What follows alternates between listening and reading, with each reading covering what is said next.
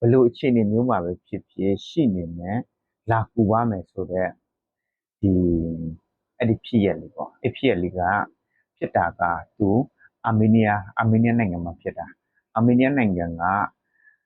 သူ့ရဲ့မြေပုံတည်နေရာနေထားတိုင်းဆိုရင်သူကအာရှရဲ့အနောက်ပိုင်းဥရောပရဲ့ဒီအရှေ့ပိုင်းလေးဥရောပရဲ့အရှေ့ပိုင်းလေးကသူတို့နိုင်ငံရောပြီးတော့မှဥရောပအောင်အာရှကိုရောပြီးတော့ကတ်နေတဲ့နိုင်ငံလေးလို့ပြောရမယ်သူနဲ့နိုင်ကတ်နေတဲ့နိုင်ငံတွေကတူရကီရဲ့အီရန်ပြီးအဇာဘိုင်ဂျန်အဲ့ဒီနိုင်ငံတွေတော့ကတ်နေတဲ့နိုင်ငံလေးပေါ့အဲ့နိုင်ငံလေးကသူစီမှာ1988ခုနှစ်ဒီဇင်ဘာ9ရက်နေ့မှာအဲ့မှာ Richter scale က 6.8 ရှိတဲ့ငလျင်တကယ်ငလျင်ကြီးပဲပြောမှာပေါ့အင်္ဂလိပ်ကြီးတိုက်သွားတယ်အင်္ဂလိပ်မဖြစ်တဲ့သူကောင်းကောင်းငလျင်မလုပ်ခင်နေထားမှာသူတွေကအဲ့ဒီငလျင်အကြောင်းကိုလည်းတေချာလေးကိုအရင်ကမသိသေးတဲ့အပိုင်းနဲ့ကြတော့ကျွတ်တင်ပြီးဖြစ်ပိုင်းအားနေတဲ့ပုံစံမျိုးတွေလည်းပါသေးတယ်အဲ့ဒီအားနေတဲ့ပုံစံမျိုးတွေကဘယ်တော်တော်လေးကိုနောက်ဆက်တွဲလူတွေဆုံးမှုနေထားပုံစံမျိုးအများကြီးကိုဖြစ်သွားတာအများဖြစ်သွားတာအဲ့ဒီမှာဖြစ်ပြီးတော့အချိန်မကြာခင်အချိန်တွင်းမှာပဲလူဦးရေကဘယ်လောက်ထိတောင်လဲဆိုတော့ဒီ3000ကျော်လောက်ထိကိုအသက်ဆုံးရှုံးတယ်ဒီခက်မှန်သတင်းတွေရဆိုရင်အဲ့ထက်တောင်မှအများကြီးဖြစ်မယ်ဆိုတဲ့အနေအထားပုံစံမျိုးကိုသူတို့ပြထားတာပေါ့ဒီအချမ်းမင်းကတော့ဖြစ်တာနဲ့ကိုအနည်းဆုံးလူ3000ကျော်လောက်ကအသက်ဆုံးရှုံးတဲ့ပုံစံမျိုးကိုအမှအဲ့လိုမျိုးဖြစ်တာဖြစ်တော့အဲ့ဒီမှာအဲ့ဒီသူတို့ရှိတယ်မိသားစုတစုရှိမိသားစုတစုမှာကျတော့ဒီအဖေလုပ်တဲ့လူကတော့ဒီအတိုင်းပဲသူ့အလုပ်လုပ်ပေါ့သူလုပ်သူ့ကလေးကိုကျတော့သူ့ကလေးကကြောင်းသွားမယ်ပြီးရင်သူ့ရဲ့မိန်းမကျတော့အင်ရှင်မပေါ့သူတို့တွေအဲ့ဒီပုံစံမျိုးနဲ့အဲ့ပုံစံမျိုးဖြတ်တန်းလာအဲ့ဒီဖြစ်တဲ့နေ့မှာသူ့ဖေကလည်းဖြစ်ပြီဆိုမှတော့သူကလည်းတကယ်ပြူးပြရနဲ့အိမ်ကိုပြန်လာတယ်အိမ်ကိုပြန်လာတော့ကံကောင်းတာတစ်ခုကသူ့ရဲ့ဇနီးတဲ့ကလည်းကောင်းကောင်းမွန်မွန်ပဲဇနီးတဲ့ကောင်းမွန်ဖြစ်တော့သူဖြစ်ပြီးသူအခုချက်ချင်းကိုသူပြေးသွားတာတခါတည်းကိုသူ့သားရှိတဲ့ကျောင်းစီကိုပြေးသွားတာသူကကျောင်းချိန်မှာဖြစ်တာဟုတ်ကျောင်းချိန်မှာဖြစ်တော့သူ့သားလေးသူကောက်ပြီးပြေးသွားတာပြေးသွားတော့သူ့ရှင်ဘက်ထဲမှာလည်းတော်တော်လေးကိုအခြေအနေကမကောင်းဆိုတဲ့ပုံစံမျိုးအကုန်လုံးသိနေတာဟုတ်တကယ်ကိုအရန်ကိုအားပြင်းလွန်းတဲ့အချိန်တွင်းမှာ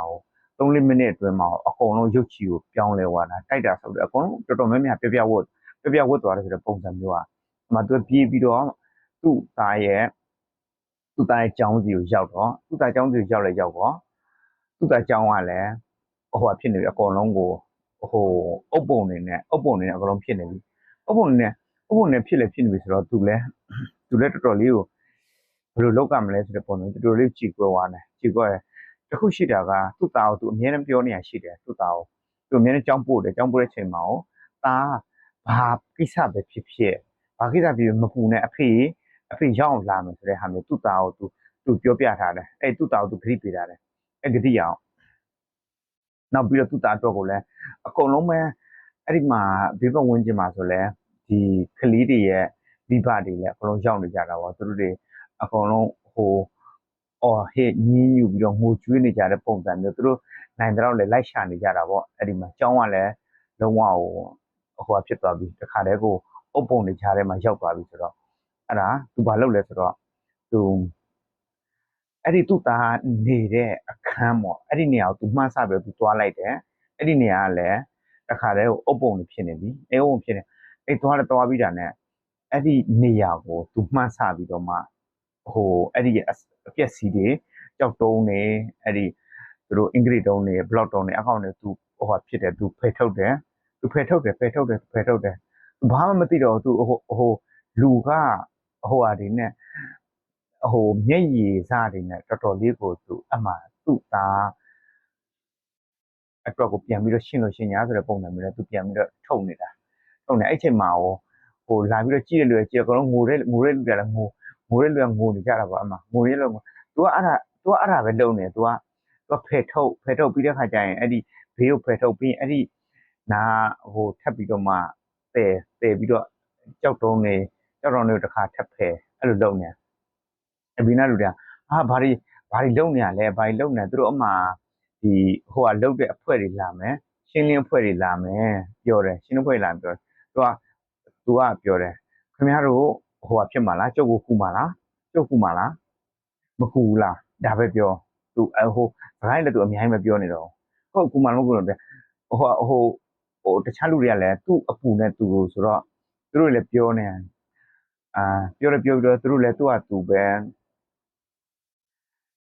ဟိုမကူညီနိုင်ဘူးပေါ့မကူညီနိုင်သူကတော့ရတယ်မကူညီတဲ့နေပါစေသူကထက်လုံနေထက်လုံနေလုံနေတခြားလူတွေကလည်းစိတ်လျှော့ပါဗျာခင်ဗျာအကုန်လုံးပဲအတူတူဖြစ်ကြခြင်းအတူတူစိတ်ကိုထိမ့်ပါပြောတယ်သူကအများမပြောနေတော့သူကလုတ်ချက်ရှိလုံနေအကုန်လုံးအမှလုံနေဖြည်းဖြည်းနဲ့ကြာလာပြီအမှလာပြီးတော့မှမိသက်သမားကကောက်လာတယ်မိသက်သမားသူတို့ခေါင်းဆောင်လာတယ်ခေါင်းဆောင်လာတော့မီးတွေလောင်နေမီးတွေကလည်းလောင်နေတယ်တဲ့အခုလက်တော့ခင်ဗျဘာလုံနေလဲတဲ့ဟိုသွားတယ်ခင်ဗျအနေရှိတယ်တဲ့သူကပြောတယ်ခင်ဗျာ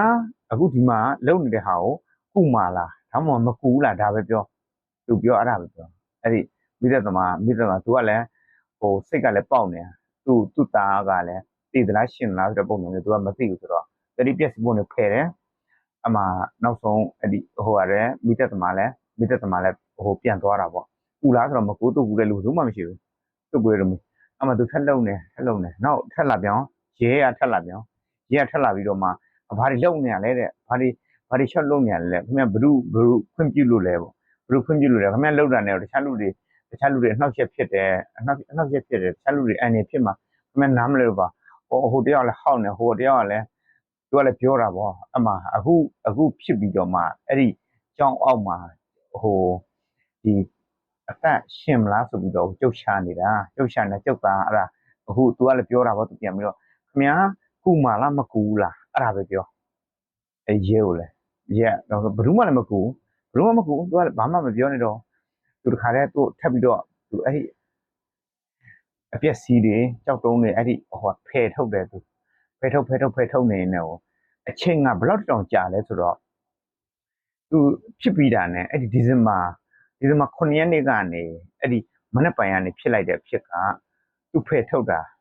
8နိုင်မရသေးဘူးနောက်ထပ်12နိုင်မရသေးဘူးပြီး15နိုင်မရသေးဘူး15နိုင်မရသေးဘူးနိုင်20မရသေးဘူးပြီးနိုင်30လည်းမရသေးဘူးနိုင်30မရသေးနိုင်35လည်းမရသေး36လည်းမရသေးဘူးအဲ့ဒါဆိုရင်မဲ့အချိန်ကဘယ်လောက်ရှိနေပြီဆိုတော့တရက်ကျော်2နီးပါးလောက်တော့ရှိတော့မယ်ကျွန်တော်ယူတာအမှ38နိုင်ကြာမှသူတကယ်ကြောက်တုံးကြီးတတုံးကိုပေါ့အဲ့ဒါမှသူဖယ်လိုက်တယ်အဲ့ဖယ်လိုက်ပြီးတော့သူအော်တာသူ့သားကိုတားလို့အော်တော့သူ့သားကလည်းကောက်ပြီးတော့မှ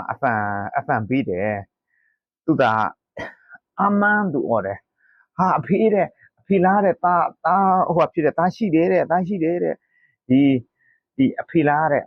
အခုတာပြောထားတယ်တဲ့တာတငယ်ချင်းတွေကိုတာပြောထားတယ်တဲ့လုံးဝမကြောက်ဖို့တာပြောထားတယ်တဲ့ငါဖေမသိဘူးဆိုရင်ငါ့ကိုတေချာပေါ့လာကင်ပါတဲ့ငါလွတ်ရင်အကုန်လုံးငါတို့အကုန်လုံးအထူတူလွတ်မယ်ဆိုပြီးတော့တာပြောထားတယ်တဲ့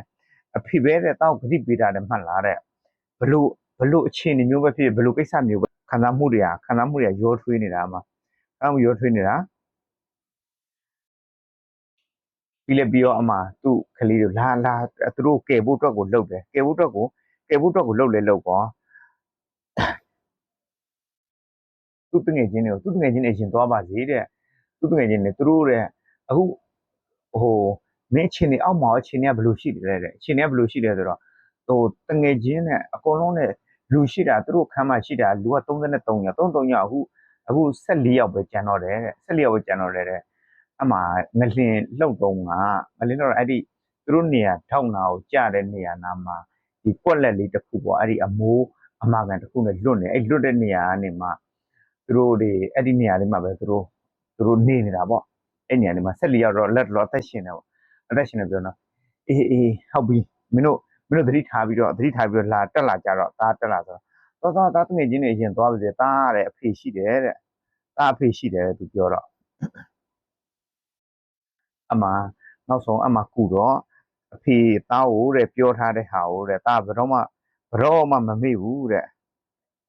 ဘလို့ချင်းမျိုးပဲဘလို့ချင်းမျိုးပဲကြုံနဲ့ဒါမဆိုးရမှုတဲ့ဖေတော့လာကိမဲ့ဒါတိပိတာတဲ့အမပြောတော့အမသူတို့ကဲပြီးတော့မှသူတို့တာဖာနေအောင်ကောင်းကောင်းလေးပြန်ပြတော့အဲ့ဒီဖြစ်ရက်ကလည်းပြောရရင်ဒီလုံးဝကိုကဘာကျော်တဲ့အခြေအနေထိကိုဖြစ်သွားတာပေါ့အဲ့ဒီအခြေအနေကလည်းတာတယောက်ကလည်းအရန်ကိုယုံကြည်မှုအပြင်းပြင်းနဲ့အဖေကိုအတကုံအကျွမ်းမဲ့ယုံတယ်လို့မျိုးအဖေကလည်းသူပေးတဲ့ဂတိကိုသားကိုချစ်ချင်းနေရောအဖေသားကိုချစ်တဲ့ချစ်ချင်းနေရောပေးထားတဲ့ဂတိကိုလည်းကောင်းကောင်းကိုဒီအတကုံလုံတုံးတန်ယုံလူလုံနိုင်ခဲ့တဲ့ဆိုတဲ့အနေအထားမျိုးနဲ့သူ့သားကိုသူကယ်သွားတာတော်တော်လေးကိုဒီကြည်နူးဖို့ကောင်းတဲ့ဖြစ်ရလေးပေါ့အဲ့ဒီဖြစ်ရလေးက